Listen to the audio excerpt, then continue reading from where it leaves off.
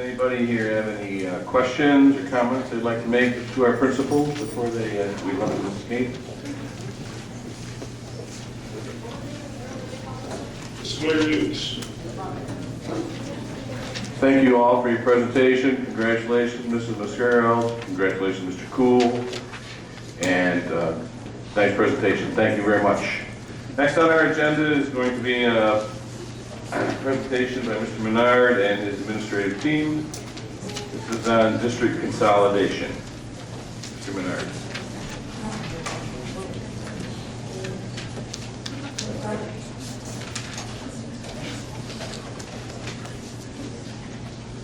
Thank you.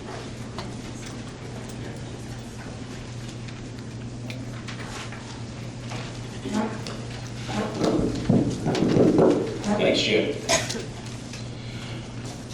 What we wanted to do today is share a little bit of information in regards to district consolidation and overview. As we said over and over, we all understand that consolidation can be an emotional topic for everyone involved. However, during these times in which our enrollment has been decreasing, our revenues are decreasing, and our expenditures are increasing, we need to do what's educationally and fiscally responsible, to do everything in our power to be sure that we continue to offer the outstanding educational program that we've known to love here at Central Square.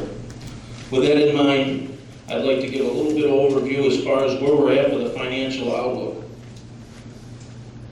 As you know, in our last couple board meetings with budget presentations, we are currently faced with a $2 million shortfall.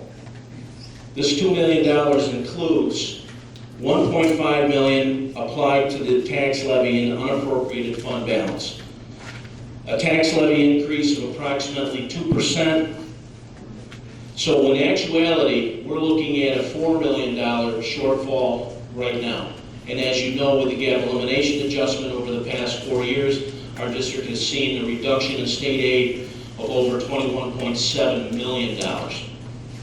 If we were just to roll over and to look at this as far as a $2 million shortfall, it equates to 40 positions. 40 positions.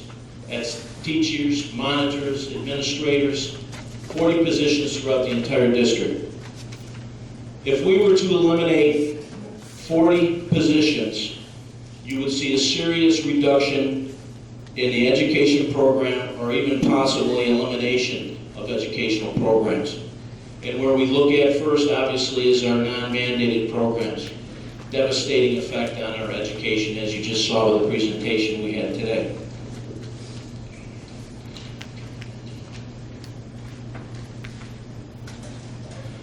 Through the focus group, other individuals at board meetings, emails that we have received, we've listened to the community. We have an opportunity for a possible sale of the middle school, the building that we're here right now. We have heard from the Central New York Race Park individuals that Alfred State is interested. We had them come and present. The Race Park people come and present a possible sale of the middle school. We looked at K-6 configuration, which we've heard, in the 7A configuration. What everyone needs to understand is that if we were to sell the middle school tomorrow or to get a note that would say that it's an agreement in which we're all happy and would accept that agreement, it's 2 years out in order for us to move those students into another building, to look at a K-6 configuration and a 7A configuration.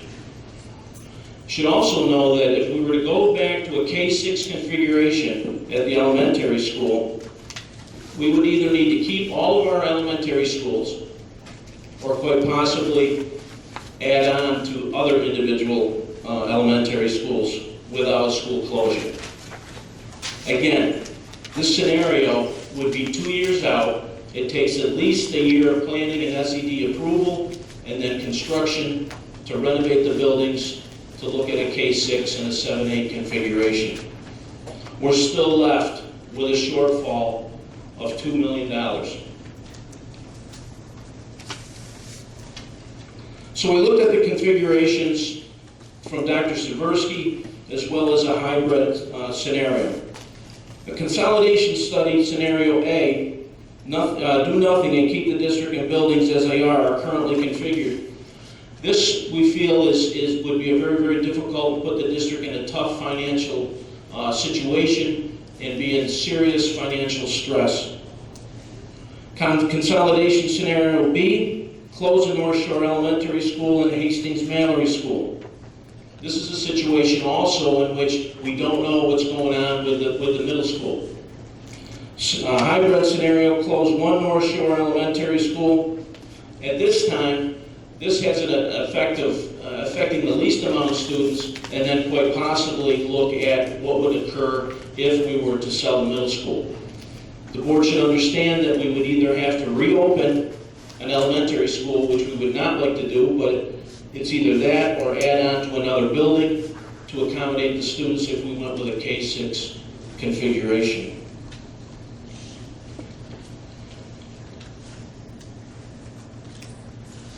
If we look at closing one North Shore Elementary School, I'd just like the board to see exactly what we have right now. We kind of condensed Dr. Saversky's report, but those are the programs that we're currently running in the classrooms of Cole and Cleveland Elementary.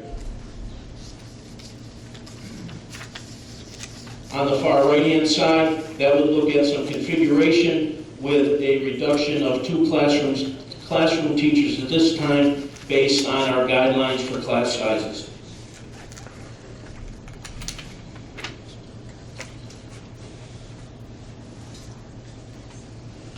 Classroom capacity. Currently, there are 12 classrooms at Cole, 10 classrooms at Cleveland. According to our configuration and looking at our numbers, we're looking at availability, are currently being used, I'm sorry. The availability are 21 classrooms at Cole and 18 classrooms at Cleveland.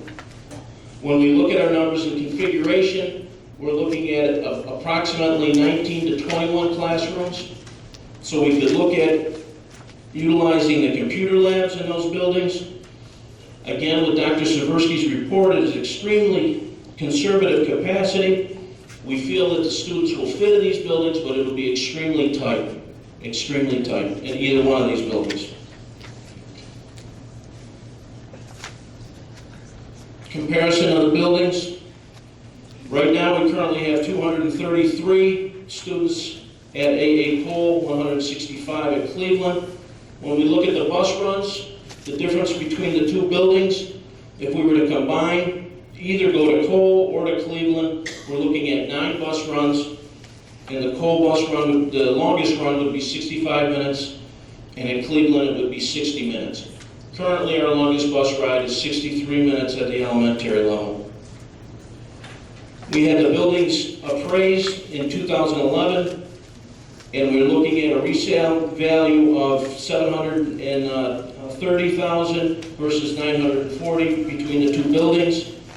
Again, you can see the estimated work needs to be done according to the building condition survey, the energy cost per square foot, building capacity, and then the debt that's currently on the buildings as of today.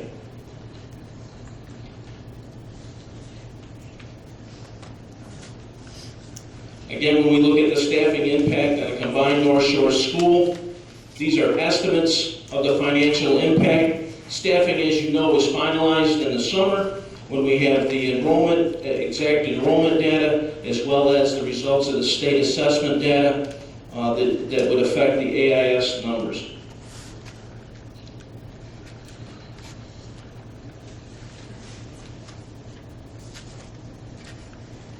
Again, this is the combined savings. When you look at approximate between roughly $763,000 versus $900,000, again, these are the estimates. And again, even if we were to, let's say, have a $900,000 savings with the closure of a school, we're still looking at $1.1 million shortfall. So there will be cuts.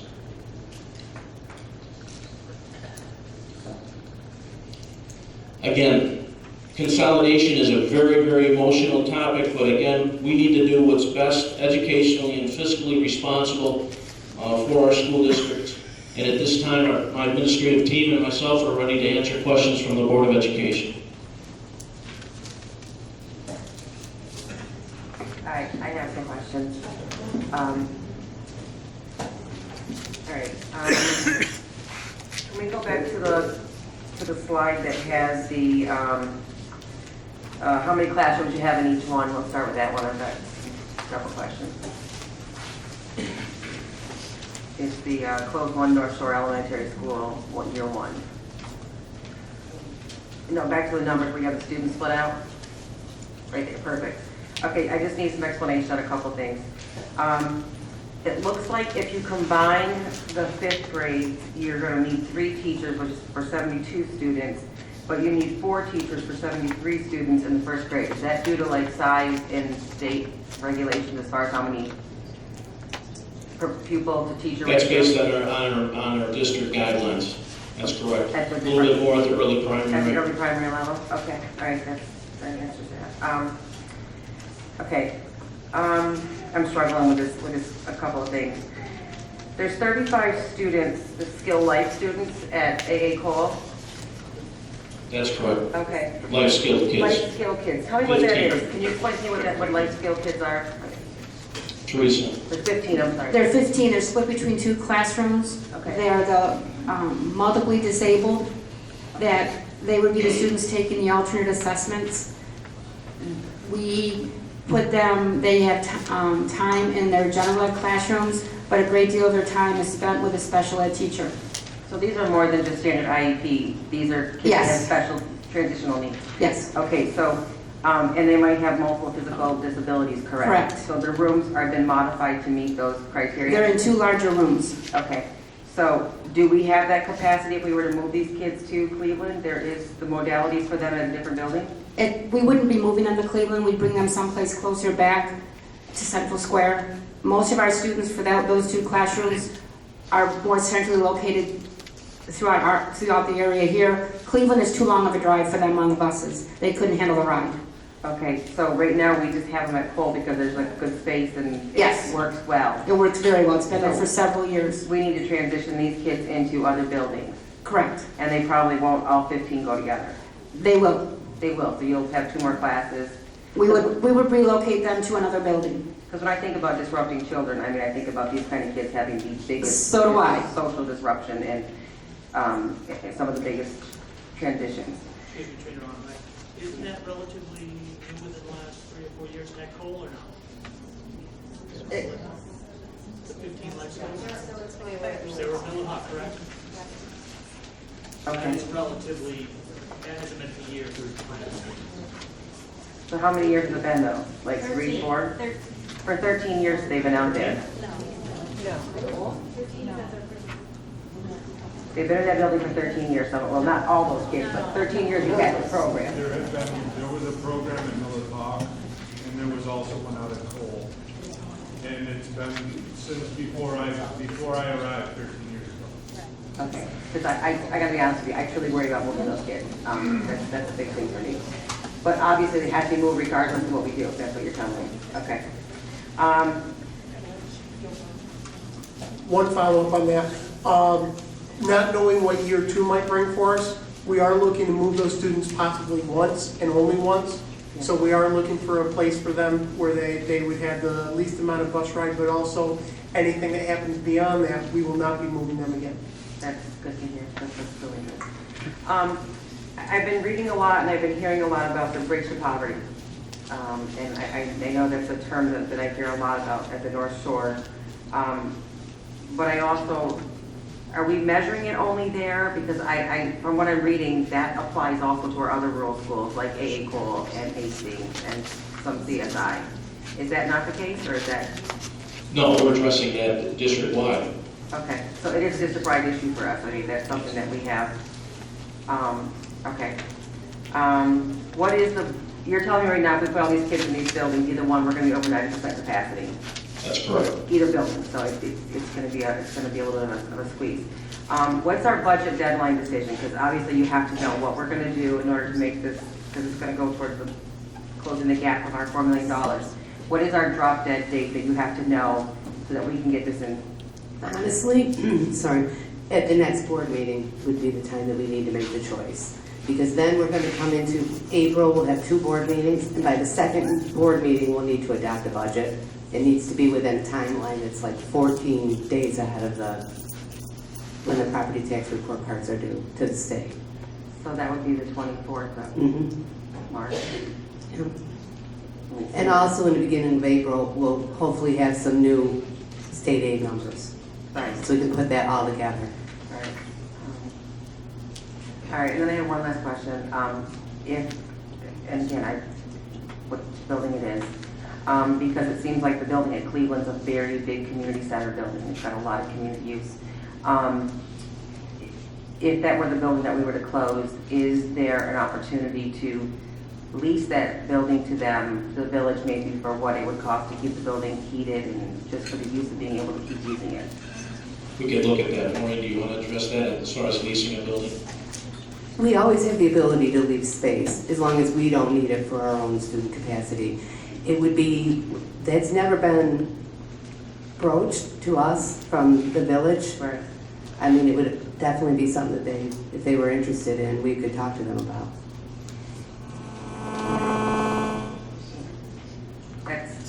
I'm gonna have more, but go ahead.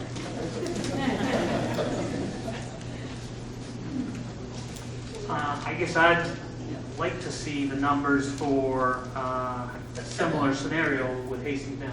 I was wondering why we, I guess, didn't show that on here. So I'd like to have more information on that personally.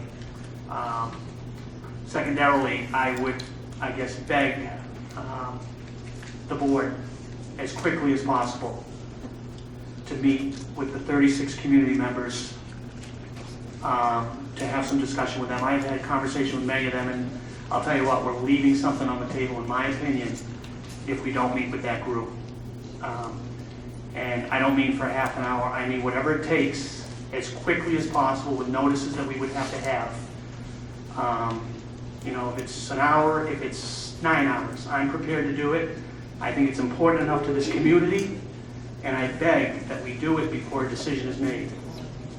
And based on all the emails that everybody's received, it's clearly that they've got some at least good thoughts, maybe not doable, but I think, I beg the board to meet with them. Thank you. When you talk with them, what, you talk with many of the 36 people, and they share with us what, It's besides what the emails that we've. no, just what's in the emails, pretty much. So then we stop the emails. If you want to see that House Bill 36 people. I do. I do. I have more than one email. I got a few emails and it's like you have some emails I'm supposed to be talking about. I got the same consensus out of those emails. Of the 6 emails that I had, I didn't see anything different in those emails that said, do this, don't do this. Did you see something that, I'm serious, did you see something different that I'm missing? No, but I thought I heard. Dialogue. I don't know if we've heard from all of them, that's my point. I suggested that they like, because I'm sure everyone's gonna, they're not gonna all have different ideas. They're gonna be similar ideas. So if they submitted in what their idea was, we could see them and meet with them in that way.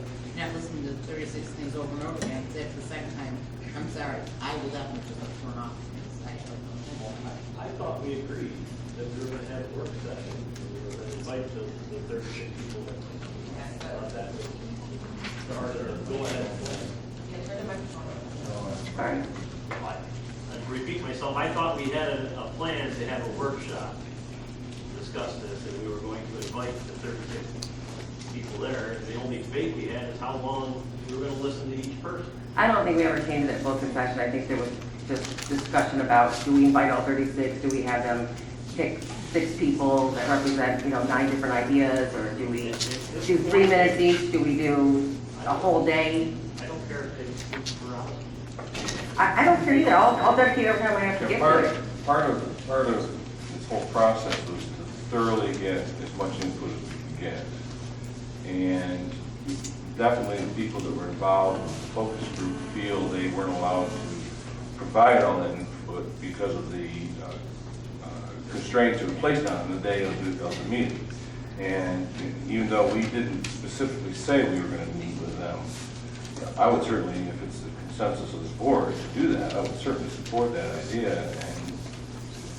And I think personally, I would be be more than willing to listen, because I think it's important to at least hear what everybody has to say. I have a feeling that many of the scenarios that, you know, and we all received one that was spelled out very neatly, but when it involves the sale of this building, that's, while it's possible, it's not known. And we're kind of got our backs up against the wall. But I think it's well worthwhile listening to people in some format. Now, maybe we can set a limit on the amount of time, but What I would say is if it's the board's wish to gather the focus group back together, that we do it as quickly as possible. Yeah, as soon as possible, and set a date right now, because it's gotta get done. Let's set a date. Yeah. how about next month?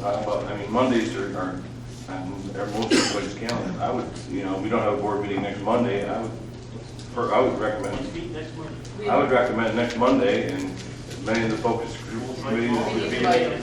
Who's inviting them? We have emails? Well, Yeah. Okay. I have one comment, and because we But did, let's get this firmed up, and then we'll go on did to that next Monday. at 6:30 Where? at Baltimore High School. Okay. Is that, I'll check the availability of all the buildings and make sure to get it out to you or tomorrow. here? Yeah. Yeah, I mean, they gave their time. We did. Absolutely. Yeah, and we'll take as much time as we need. If it's 5 hours, whatever it is, then At 6:30, okay. 6:30. My other comment. It is St. Patrick's Day. Sorry for all, But I'm still okay. all you mixed people and not a mixed race. Anyway, just to go along with Mr. McCarthy here, consolidation study scenario B, or a combination of Hastings by itself or whatever, I think we need the numbers from them, or from the Hastings school. I know my math is pretty simple here, but if we're saving $907,000 by doing this, which is pretty close to $1 million, that's only half the money we need. That's correct. That's correct. I think we need to look at harder cuts, and let's all get the pain out of the way. Yeah, but Andy, we heard from the community group, the one thing they did not want to do was close 2 schools. They wanted a hybrid approach, and they did not want 2 schools closed. If I'm wrong, somebody please tell me. I understand that. So, But if you're only saving half of the money, You have to take the other half. I don't know how it works in your house, but you Yeah. gotta save all the money. I don't Can't think save half the money. you're gonna make all that up, though. Is that something that you can do? And That's what we're working on right now administratively. We're looking at the reduction of additional staff to make up the basically 900,000 if we're on the best side. Andy, are you suggesting a hybrid approach that would close Hastings Well, I wanna. in addition to one of the North Shore schools, or Yes, in addition. or instead of I'm saying, I'm in favor of the North Shore consolidation? Okay. consolidation to the school now. I understand that makes economic sense. And I think we have to look at other choices here, whether it's Joe reducing staff, which hurts, if we close another school, Hastings or whatever, we're gonna reduce some staff then. But if we don't close that school, we're really gonna reduce staff. It's gonna be a reduction in program. Is that something That's that correct. you would have time to put together for us? Yeah. We're gonna have nice schools. I would say by next Monday. I mean, is it something we've done in a week? We're working on it. We've been working on it for the last month. When I'm here, when you talked about this scenario that you presented, putting either building at capacity, I mean, and of course, we still got other options on the table, but if we were to leave Hastings open, I mean, what would happen if we redrew the boundary a little bit so we didn't have to quite put capacity into the one North Shore building and shifts? I mean, we all know, if we look at the way the boundaries are drawn now, we have many kids that live much closer to Hastings than they do to where they attend elementary school, whether it be in the square, at those 2 buildings, or if it be at A. Cole itself. I mean, we could not necessarily have to max the capacity out there. That's And we all know we would, from an educational standpoint, if you're not totally maxed out, you know, it gives you a little bit more freedom to do some other things. I mean, we shouldn't we look at that possibility at the same time? Yes. And I'm also looking at, when you talk about busing kids for 60 minutes or more, I mean, maybe we should look at the cost of if we have to add an additional bus run, so that we don't pick up a full load of kids, but at least we cut their ride down by 10 or 15 minutes. You know what I'm saying? I mean, as much as we want to save $900,000, there might have to be a trade-off here or there, just, you know, keep with our educational values. And you saw what the cost of a bus run minus the reimbursement of transportation aid. We could definitely look at that. Joe, one of the questions I have is about CSI and Miller Hawk. With this, are they going to be brought up to a K-5 versus a K-1, 2, 3, 4, 5? Not at this time. Not at this time. Because I was just wondering, you know, if we did those as a K-5, would there be savings with, like, the combination here with the teachers?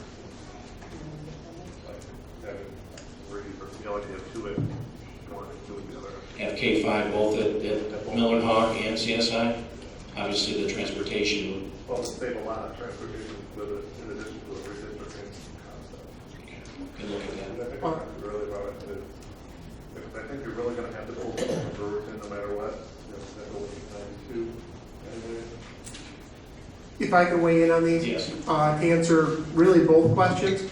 Part of the reason why we're looking at the North Shore consolidation without moving any of the students to other district or other outside elementary schools from that area is for what's coming in year 2.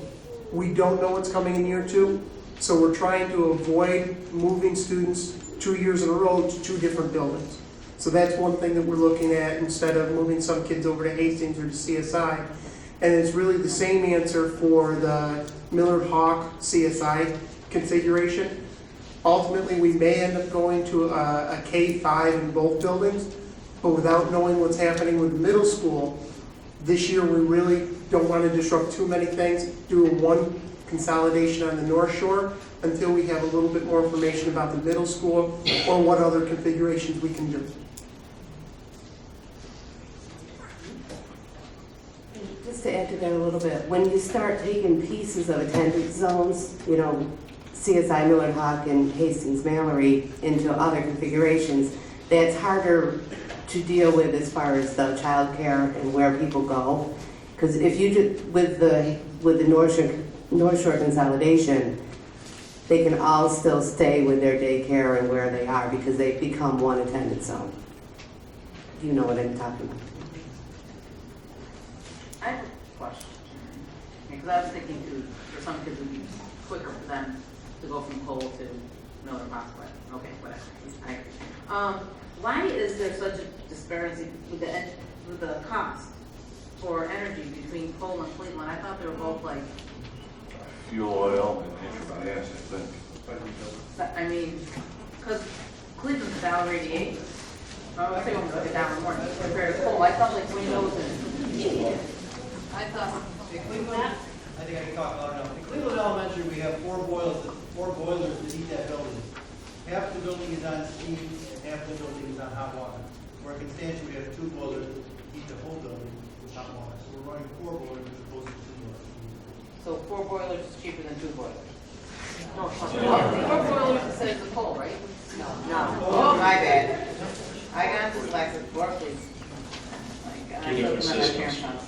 So 4 at Cleveland and 2, so here's my other thing too. So if we do whatever one we pick, I mean, are we going to include improvements so we're not, I mean, to the building? So they go into a nice building, I mean, because if we're going to consolidate one building, we should try to make it a nice building. We definitely need to move forward with a capital project, yes. No, that was the term, my mind. Okay, so we'll have to go, we'll have to decide that and then go to the capital project and stay away. Correct. And my one thing too, like everyone's like talking about the middle school, just because we want them to buy it, doesn't mean they're gonna buy it.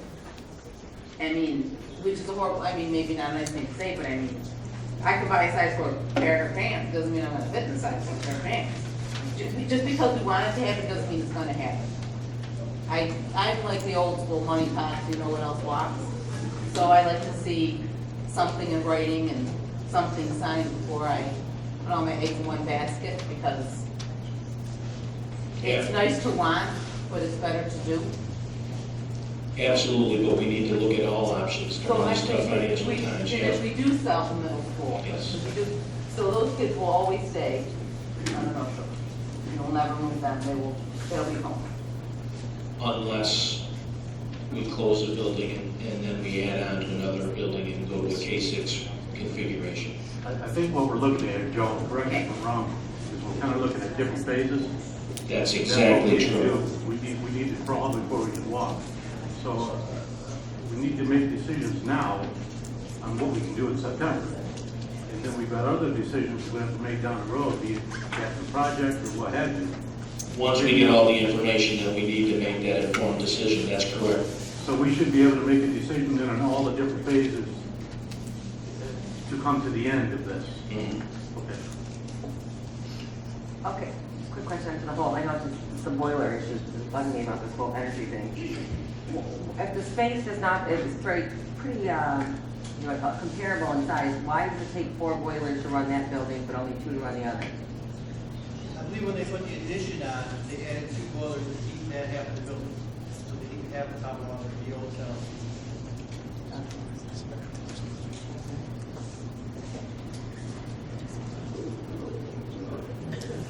Is there any other questions or comments? Tim? Just help me if I clarify this correctly. To do anything with sales of our school buildings, we heard that the first step is to deem it not required for students, correct? That's correct. Before we can do anything. As a few of the public have asked, well, why don't we just, and I hope this comes across correctly, why don't we just put a for sale sign up? We can't do that until we deem a school not required for student use. I'm going to defer to them. That That's has to correct. be the first step by this board. That's correct. You can't Before just we put can a do sales anything sign. legally from a real estate standpoint, and we can get, you know, appraisals and all that stuff, but we can't do anything else, correct? That's We correct. have That's correct. appraisals. I understand that. No, I was just trying to clarify for the group, that's, so, thank you. There's every student this year. So we have. Can't be for sale. Can't be for sale to students. And so we can't sell to them until we get, oh, sorry, we can't sell to them until the students are out of the building. Deem the building Well, non, whatever. Education necessary, yes.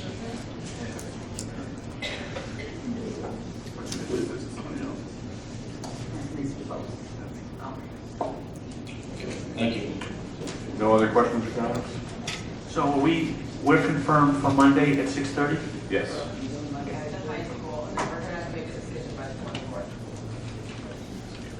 Thank you, Mr. Menard, for the presentation. Thank you for all those that helped him over the administrative table. And we look forward to continuing this discussion next Monday at 6:30.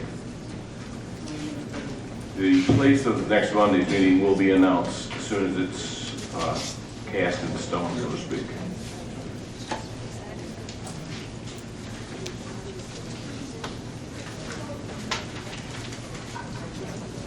Before we go on though, just so I want to make sure we understand this.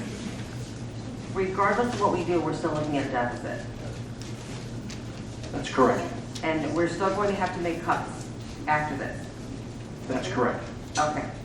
And we don't know what those cuts look like yet because we don't know like who's retired and we don't know what we're gonna need because we don't have the beds numbers or that's what you guys follow, right? The numbers for We know September many of our numbers, but are official Yes, numbers. yeah. Okay. And to your point, this is now just stuck in my head about what are we gonna do? And we think we're gonna make up that gap by cutting, eliminating positions or programs. we would have to. We would We have can't to. raise our taxes because we are stuck at this 2% tax base, right? Because this is all we can do. That's exactly true. This is a bad situation. Because the reality is what money we have in reserve fund, we cannot keep taking it out. You know, if we get to a point where we don't have enough unappropriated fund balance, that's cash flow. Right. Then we start just borrowing Right. Right, and that's just not the place to be. That's the fiscal distress I was Correct, talking about. yeah. We can continue to lobby all of our legislators to work on gap elimination adjustment.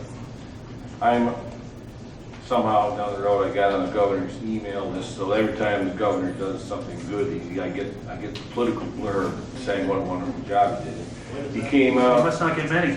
Well, it depends on your opinion, I think. But anyway, I got, about a week and a half ago, I got one when he came out with this no excuses campaign that he's running now with the whole property tax thing, which he's basically pushing on to public schools and local governments, county governments and all that. Got my blood boiling, so here I'm sitting at the computer burning up the keys. And I sent him an email, which of course, when you reply to that, it bounces back and says you can't do it. So now he's had to search through and find out, so I could send it to him.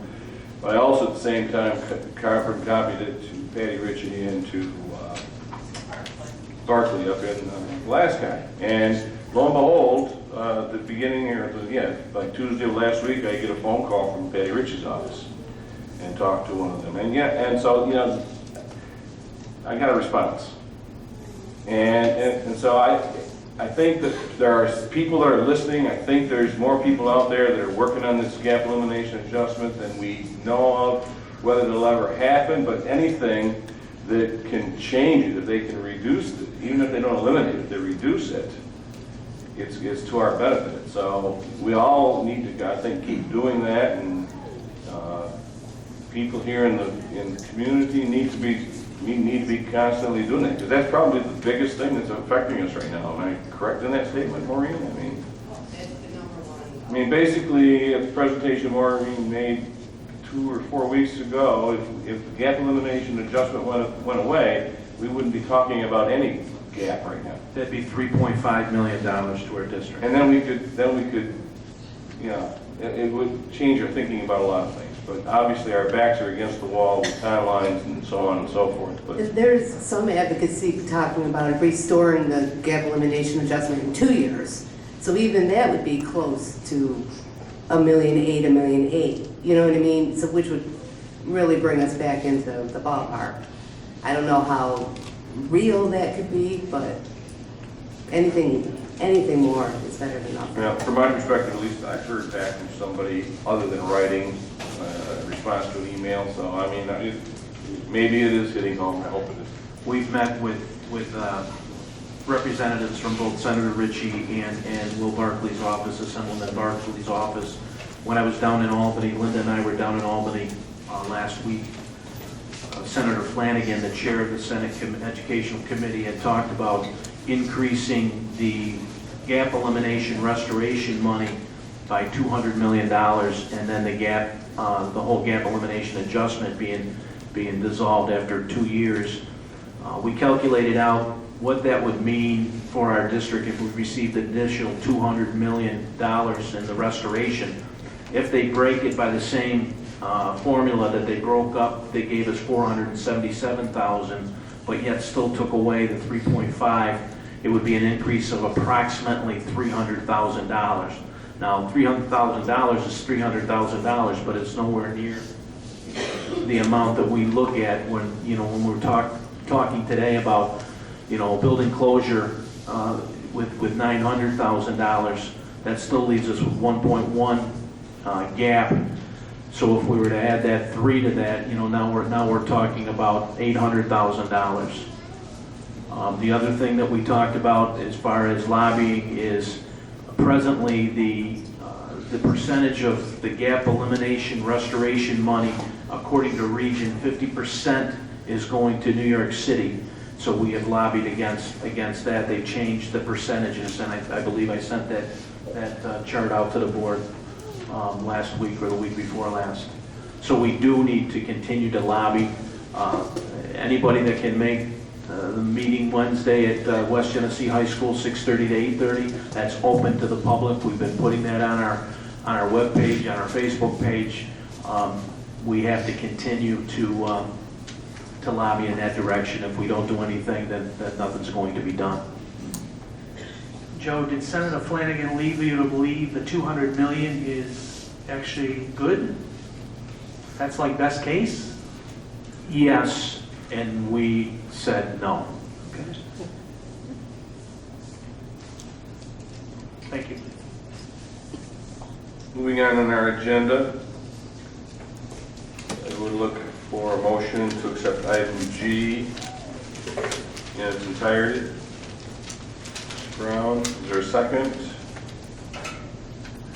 Any discussion about item G, either one or two?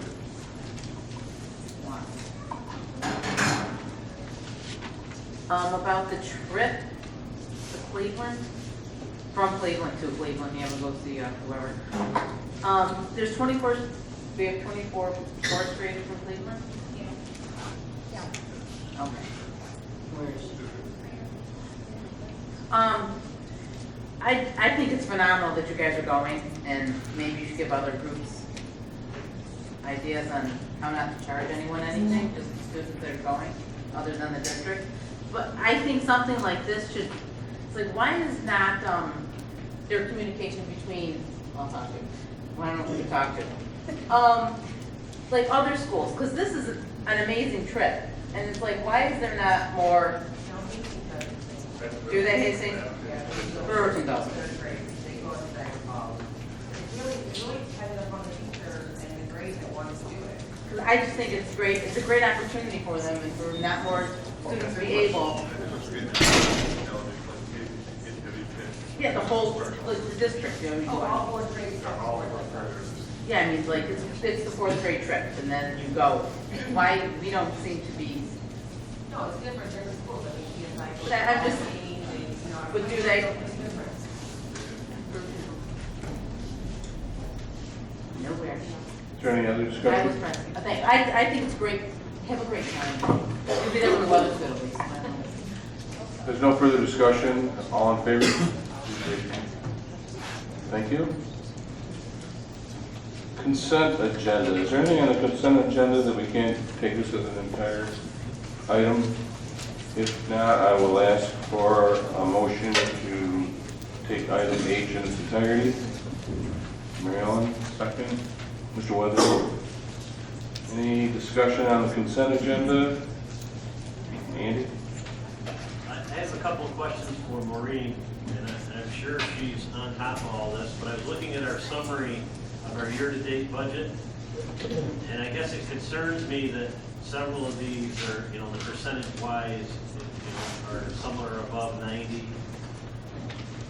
I know those are just like regular payments that come out or whatever, but is there anything in here that makes you not sleep at night? That we're Most of it makes me not sleep at night. The big ticket items are encumbered. So they're in there, which is why they look like they're high even though we're 2/3 through the year. Yeah. Is that why, Maureen, you want your allocating them in, they're every monthly, because we just made Let- this many monthly? Right. If something's in the encumbrance column, it's generally the whole year's worth of payments because we know what it is, you encumber it, and then it spends out through the year. All right, don't worry about what's the Exactly. Jim? Is that what you're asking, Andy? Okay. Any other? I have one more question. Go for it. And it's to Maureen, it's just, if it happened at my house, and I saw one cell phone bill that was 4 times as much as anybody else's, I would question it. We had one of those in the budget. One of them was $180. I have 2 phones, one personal, one for work. I know Joe has maybe 6 phones. I don't know. Just saying.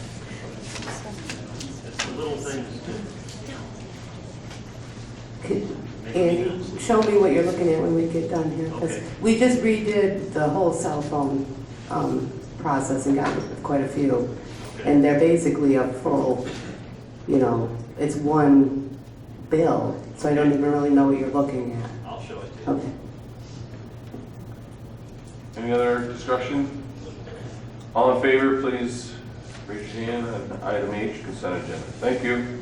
Looking for, Could I apologize, could I go back to one thing on the consolidation, just so everybody's clear that's sitting out there? We are not making a vote We're not voting next Monday. We're meeting with the community forum, correct? Yes. Okay.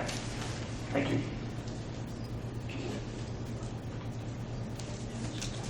Looking for a motion for item I in its entirety, personnel. Stewart, second.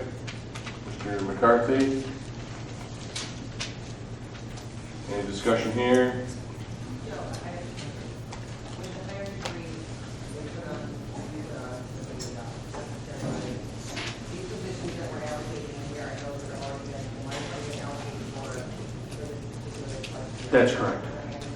That's correct. Yep. Any other questions or discussion? All in favor, please raise your hands. Thank you. This time, if somebody would like to entertain a motion for an executive session. There's no action to follow, I think it's, Want to read it? please. I make a motion that we go into executive session, we're prepared to discuss the personnel issue, negotiations, and the transaction of business and discussion regarding the prospective purchase, sale, or leasing of land with no action to follow. Do I have a second? Good morning. All in favor? Anybody opposed? Thank you all for coming this evening. There will be no action to follow our executive session, and we will be meeting with the community focus group